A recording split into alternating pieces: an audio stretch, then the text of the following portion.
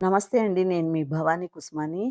నేను ఈరోజు అంటే అప్పుడప్పుడు చికెన్ తినకూడదు అని బర్డ్ ఫ్లూ అని, అది అని, ఇదని లేకపోతే ఆరోగ్యరీత్యా తినని వాళ్ళు చికెన్ తినాలన్న కోరికున్న వాళ్ళకి ఈ రకంగా కూర చేసుకొని చూడండి.